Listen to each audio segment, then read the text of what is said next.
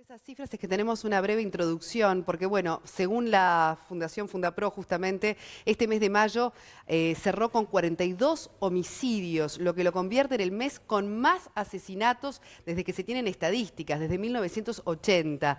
Esto según datos de Fundapro, como les decíamos, el organismo del Partido Colorado que elabora propuestas sobre seguridad. En lo que va del año, la cifra de homicidios ya superó las 190 personas, lo que representa un aumento respecto al mismo periodo del año pasado de más de 70%.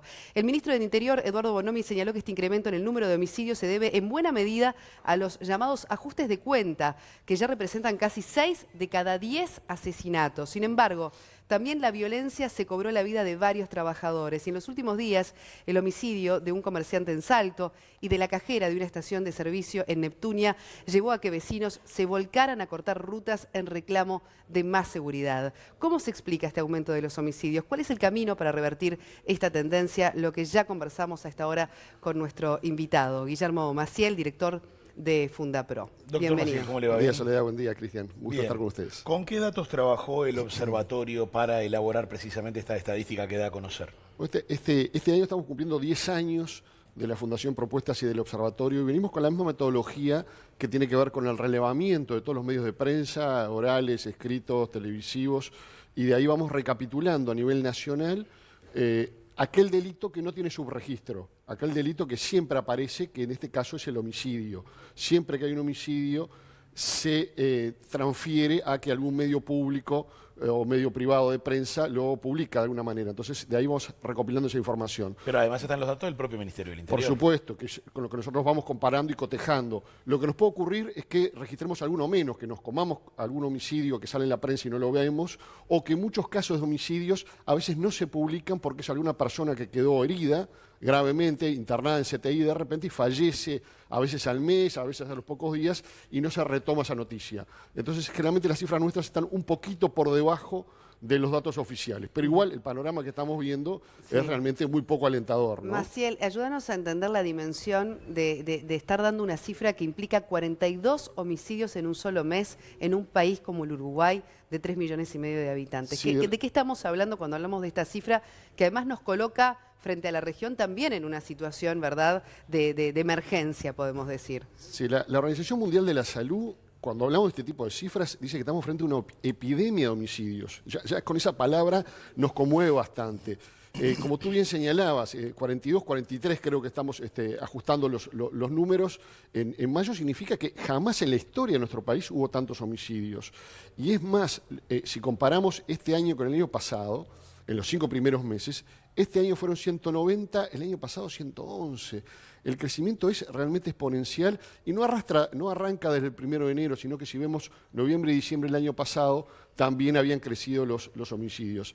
En definitiva, más que los números que a veces a la gente la aburren, lo que estamos visualizando es que la gente se sienta realmente acorralada, indefensa, desamparada frente al Estado, que no está cumpliendo su función, que es cuidarnos, en definitiva, y que es la función del Ministerio del Interior, y no, por ejemplo, darnos un taller para explicarnos cuando nos vienen a asaltar o a robar o a rapiñar, cómo tenemos que protegernos. Ahora, ¿qué señal le parece que dio a usted el presidente cuando de alguna manera toma él las riendas de la seguridad, enfrenta a vecinos, ¿verdad? Y bueno, crea una comisión y, digamos, se pone al frente de este tema? Sí, ¿Qué señal está dando? Que el gobierno está acorralado, ¿no?, frente al fracaso de las políticas de seguridad, que el presidente tenga en los hechos prácticamente que sustituir al ministro, creemos que es algo inédito, no ha ocurrido nunca en el Uruguay. Pero mucho más que eso, cabría recalcar que esta experiencia, como la que está haciendo el presidente Vázquez ahora, ya la repitió el propio presidente Vázquez en el año 2008, cuando también el delito se había incrementado en forma muy importante y crea otra comisión también con varios ministerios. Ahora, sinceramente, desde la Fundación, desde el Observatorio, entendemos que las soluciones no pasan por crear nuevas comisiones, es decir, más burocracia, más reuniones. La solución pasa por otro lado. Y ese otro lado tiene que ver con el pragmatismo, con las medidas prácticas. Entonces, bueno, mayor patrullaje, la prevención, lo que la gente está reclamando. Vemos a los vecinos manifestándose, vemos los arrestos ciudadanos. Se han multiplicado de una manera brutal arrestos ciudadanos, que la gente tenga que salir a defenderse con el riesgo que eso implica. Y el otro punto, digo, las imágenes del otro día que ustedes lo pasaron en Telenoche, de la policía en un taxi yendo a detener a un delincuente. Digo, ¿no era que la policía nuestra estaba a nivel del FBI? Y los ejemplos del FBI seguramente no es recoger evidencia criminalística en una caja de bananas, como ocurrió con el caso de Lola Chomblán, ni ir a buscar a los delincuentes en taxi. Hablando de soluciones pragmáticas, bueno, desde diferentes sectores se buscan, algunos de la sociedad civil, otros directamente vinculados al aparato político, y concretamente está la iniciativa del senador Larrañaga de recolectar firmas para plebiscitar una medida que permita a los militares hacer un patrullaje policial. ¿Qué piensa el observatorio sobre esta iniciativa? No lo hemos analizado en profundidad porque no hacemos actividad política partidaria. ¿Qué piensa Guillermo Maciel en ese caso? Bueno, ahí el senador Larrañaga presentó, creo que son 4 medidas, ¿no? Una que tiene que ver con la cadena perpetua revisable. Se aplica en varias partes del mundo. Sí, la creación de la guardia. De hecho, dentro del Partido Colorado, el senador Bordaberry presentó un proyecto que se llamaba cuando un delincuente comete más de un delito, 2, 3 delitos, bueno, esa multiplicidad de delitos o reincidencia hace que se incrementen en gran medida las penas. Así que podría acompañarse ese tipo de medidas. Donde hay polémicas en los allanamientos nocturnos y en una guardia militar. Bueno, el tema de los allanamientos nocturnos está prácticamente laudado en todo el mundo. Basta ver cualquier película, cualquier serie de televisión y uno va a ver, sea en Alemania, sea en Canadá, sea en Argentina, hay que cruzar a Argentina y vamos a ver qué ocurre en allanamientos nocturnos en forma permanente. Hay un proyecto presentado por un diputado, creo que la legislación pasada, del Frente Amplio, proponiendo una ley interpretativa habilitando los allanamientos nocturnos. Hay, si no me equivoco, uno de Ope Pasqué, hay uno del senador Bordaberry y ahora se suma este de Larrañaga. Así que en ese sentido sí estamos de acuerdo con los allanamientos nocturnos. Además siempre por orden del juez. Digo, siempre hay un juez por supuesto, actuando. Pero ocurre hoy en día. Hoy nos pueden allanar desde la salida del sol hasta la puesta del sol, con orden judicial. Bueno, es el mismo mecanismo, pero de noche. ¿Pero Entonces, están preparadas las Fuerzas Armadas para realizar este tipo de vigilancia y patrullaje? Bueno, ahí pasamos a la otra propuesta, el tema de las Fuerzas Armadas. Creemos que en lo personal estoy hablando ahora y no por la Fundación. Creemos que recurrir a las Fuerzas Armadas es la última ratio, es decir, es la última razón, cuando están agotados todos los mecanismos, porque realmente la policía está desbordada. Creemos que no es el caso. ¿No cree que la policía hoy esté desbordada? Vemos el reclamo de todo el interior también, de distintos puntos, reclamando más policías, más patrullaje. Y usted dice, ¿hay suficientes policías para atender toda esta demanda de más? Por supuesto, ahí lo demuestran los números y vamos a aburrir un poco a la gente. Es decir, no lo digo yo, lo dice Bonomi. Tenemos 421 policías cada 100.000 habitantes en nuestro país. Es de las cifras más altas del mundo. Canadá, Estados Unidos, en Europa andan entre 200 y 250. Nosotros 421. Naciones Unidas recomienda 289, un poquito más que lo que tienen otros países. Brasil tiene 178. Pero en definitiva, el Ministerio compró equipamiento, drones, helicópteros, aviones, incrementó los salarios de los policías, patrulleros, aumentó la cantidad de personal. Cuando nos tocó estar en el Ministerio del Interior había 26.000 funcionarios, hoy hay 31.000 funcionarios. Todo eso está muy bien. Ahora, lo que no se ven son resultados, y lo que mandan esto no son las intenciones, sino que son los resultados. O sea, usted ve un problema de gestión. Indudablemente, claramente. Gestión y estrategia. Hay una pésima gestión en la medida que a mayores recursos, peores resultados. Y ahora en la rendición de cuentas, el presidente anuncia que va a haber más recursos para la educación, que está fantástico, y para la seguridad. No es cuestión de volcar plata en un saco que está agujereado, ¿no? Claro, y que la plata se va y no se obtienen resultados. Sobre los errores de gestión, por ejemplo, el director nacional de policía, Mario Lallera, el observador, habló, por ejemplo, de falta de coordinación. ¿Usted se alinea a ese razonamiento? Bueno, yo no conozco la interna para saber si el Ministerio recibe o no la información. Obviamente que tiene que haber una coordinación con BPS, con MIDES, con todos los ministerios tienen que estar coordinados, pero para eso está el Consejo de Ministros. Se reúne una vez a la semana el Consejo de Ministros con el presidente, se supone que se ven las caras de los ministros y que coordina sus políticas. Y más allá de esa reunión de Consejo de Ministros, es levantar el teléfono, hablar con el otro ministro y coordinar. Se hacía en el pasado, se puede hacer hoy. Ahora, volviendo a lo de Soledad, por supuesto que alcanza la cantidad de policías y también es razonable lo que pide la gente. Ahora, la pregunta es, ¿por qué uno no ve patrulleros? ¿Por qué no ve policía a caballo? ¿Por qué no ve policía en moto, en bicicleta, patrullando a pie? No se ve patrullaje. Ahora, cuando el presidente crea esta comisión, que es de coordinación, en definitiva, uno se pregunta, ¿y con eso alcanza? ¿Con esto vamos a darle respuesta a todos esos vecinos que además, con la desesperación, dicen, acá no se trata de un tema de gobierno, de partido, acá somos víctimas, ¿no? Decía uno de los vecinos desesperado, con todo el dolor, ¿verdad?, de la pérdida. ¿Qué respuesta le estamos dando ya a la gente? Y además otra cosa que genera preocupación es cómo los partidos políticos, cómo el sistema político no logra coordinarse entre sí para estar todos, ¿no?, proponiendo un frente común frente a esto que nos tiene de rehenes a todos los uruguayos. Hay una frase que se le atribuye a Napoleón que decía, cuando quiero que algo no funcione, no salga, creo una comisión. Bueno, lamentablemente creo que la creación de comisiones es dilatar en el tiempo necesidades que tiene la gente para el ya, para el hoy. La solución pasa, obviamente, por revertir la situación a través de la prevención y el patrullaje, de la represión del delito. ¿Qué implica la represión del delito? Bueno, investigar los delitos y dar con los responsables. Si no, estamos en un terreno de la impunidad, que eso alimenta que haya más delitos. Y realmente la investigación policial ha venido cayendo. Lo dice Chediak, que era el presidente de la Suprema Corte de Justicia, el fiscal Díaz. En la mayoría de los delitos, la tasa de aclaración apenas llega al 5%. En homicidios, la mitad. La mitad de los homicidios quedan impunes, sin aclararse.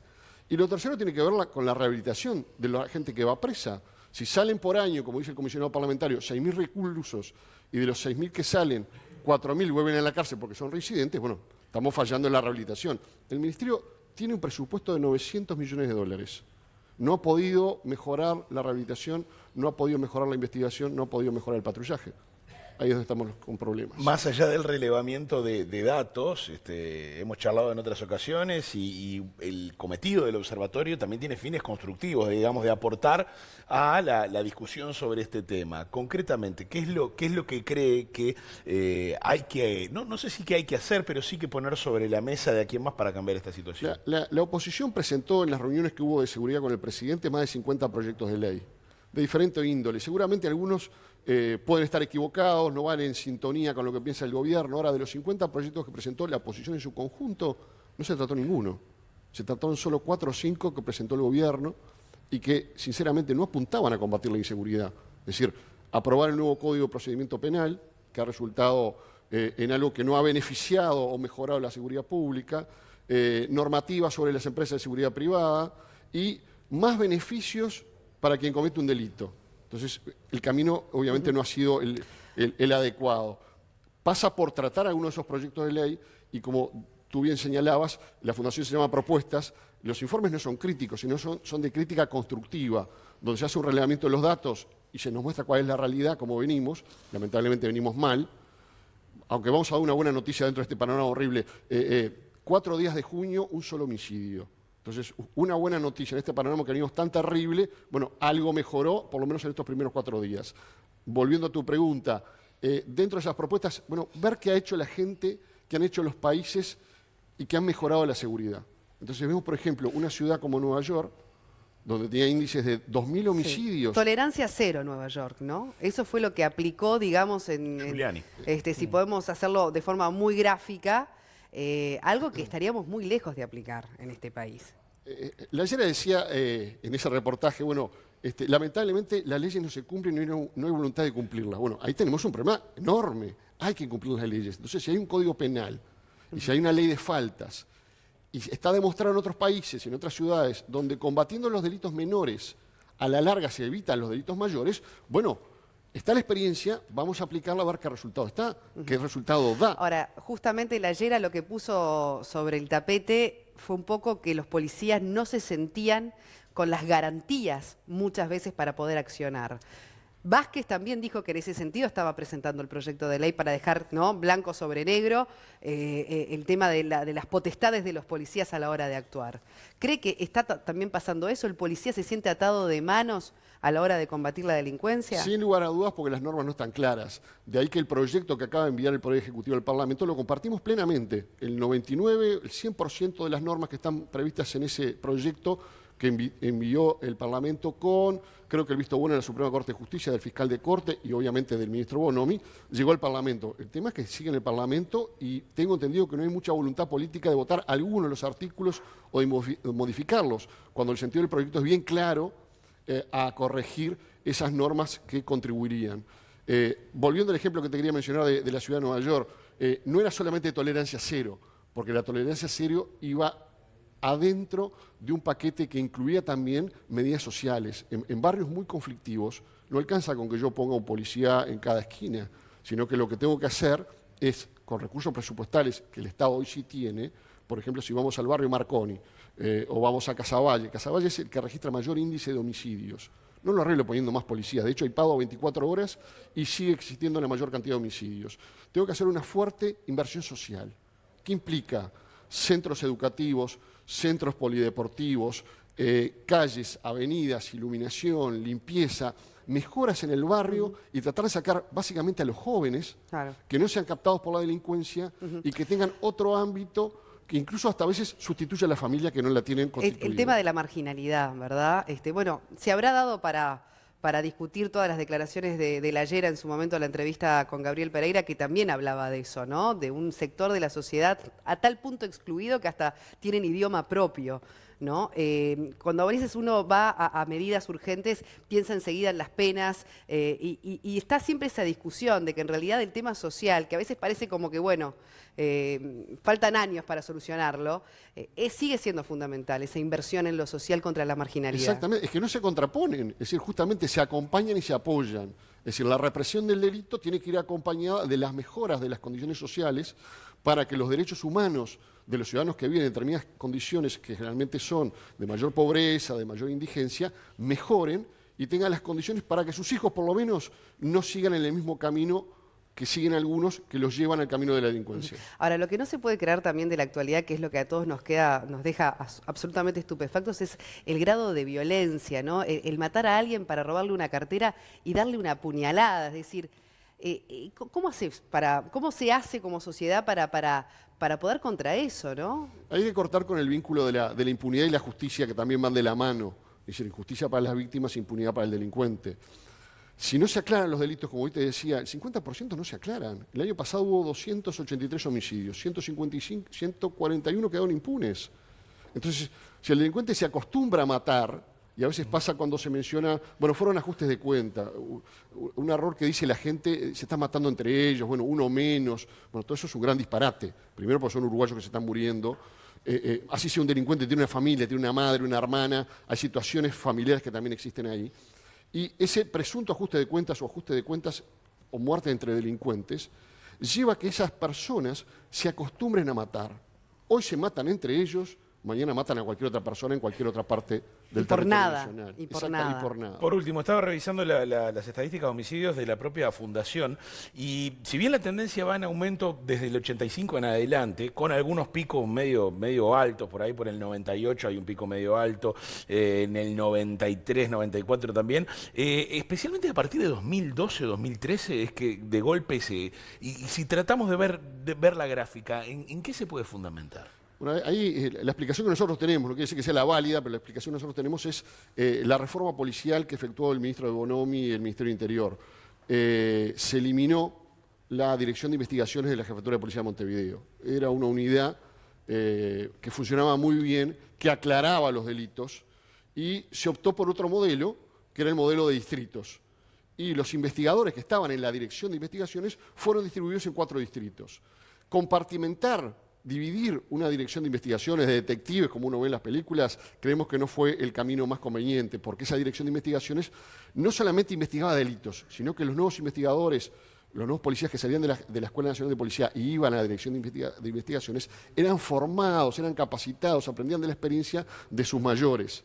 Entonces, esos cambios de política, a veces pequeños cambios de política, transformar algo que funciona bien en algo nuevo que da no buenos resultados, bueno, las consecuencias... ¿Qué lectura hace personal de que el gobierno haya insistido en mantener la figura de Bonomi al frente del Ministerio de Interior, al grado de que hoy no solo la mantiene, sino que hasta de alguna manera la desplaza al ponerse el propio presidente al frente? Bueno, habría que preguntárselo al presidente Vázquez, yo lo desconozco. Realmente, en todos los órdenes de la vida, si uno tiene un gerente de una empresa y la empresa se le está fundiendo, el primero que echan es al gerente. Si uno tiene, ahora que estamos con la selección, si la selección fuera a jugar ahora al Mundial, todos rezamos para que le vaya fantástico y lleguemos a la gran final y ganemos. Pero si el maestro Tavares perdiera todos los partidos, o antes, ¿qué va a ocurrir?